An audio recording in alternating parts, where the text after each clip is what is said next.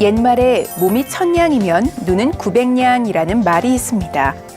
그만큼 우리에게 있어 눈은 매우 중요한 신체 기관 중 하나인데요.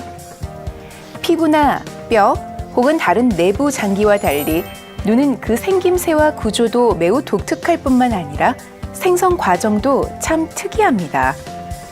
태아 때 뇌의 일부가 변형돼서 만들어진다고 하는데요. 그래서 눈은 다른 어떤 감각기관보다도 뇌와 밀접하게 연결돼 있어 마음의 창문이라고도 불립니다. 얼굴 좌우에 한 쌍으로 이루어져 있는 눈은 시각 정보를 뇌에 전달하는 우리 몸 유일의 시각기관으로 크기는 약 지름 2.4cm 정도 됩니다. 눈의 가장 앞에는 각막이라는 조직이 있는데요. 이 각막은 빛을 투과하는 카메라 렌즈 역할을 합니다. 그리고 눈동자 안에는 눈동자의 색을 결정짓는 홍채라는 조직이 있는데 이 홍채가 수축하고 이완하면서 동공의 크기를 조절하면 눈 속으로 들어오는 빛의 양이 결정됩니다. 홍채 바로 뒤에 있는 볼록 렌즈 모양의 수정체는 젤리처럼 말랑말랑한 물질이 채워져 있어서 그 조직이 매우 유연합니다. 그래서 두께 조절이 참 쉬운데요. 때문에 눈과 물체와의 거리에 따라 수정체가 두께를 조절하면서 피사체에 정확히 초점을 맞추는 역할을 합니다. 눈의 내부 조직은 세 겹의 막으로 이루어져 있는데요. 안구의 가장 바깥쪽은 무혈관성 섬유층인 섬유막이, 중간층은 혈관성 조직인 포도막이, 그리고 가장 안쪽엔 신경 조직인 망막이 있습니다.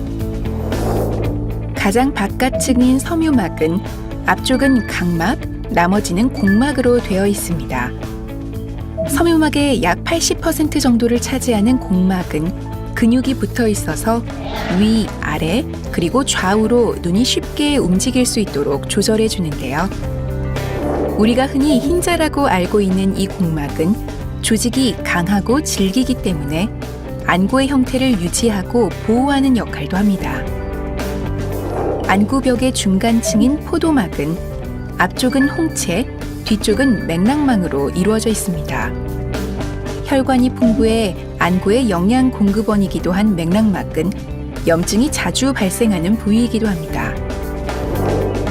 안구벽 가장 안쪽인 망막은 빛의 자극을 받아들이는 시세포가 넓게 분포되어 있는데요. 시세포와 시신경을 통해 전기 신호가 뇌로 전달되면 우린 비로소 물체를 인식할 수 있게 됩니다.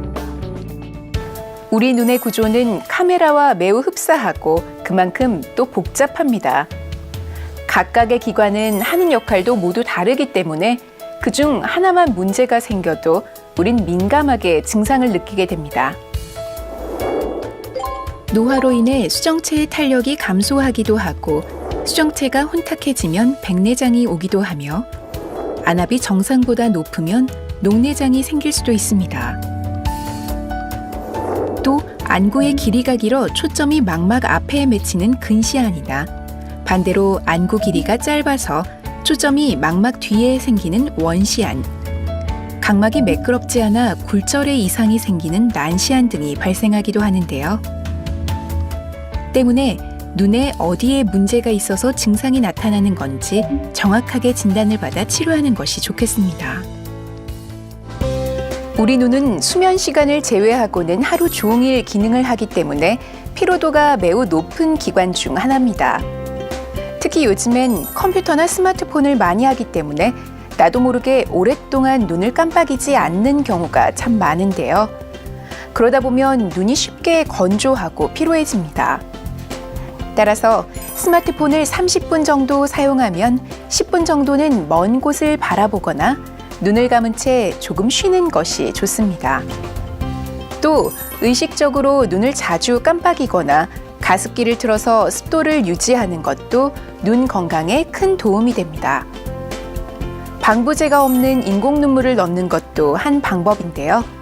단, 안약 사용 시에는 반드시 의사의 처방을 받아야겠습니다. 그래도 눈이 자주 불편하다면 안과 전문의에게 정확한 진단과 치료를 받는 것이 바람직합니다.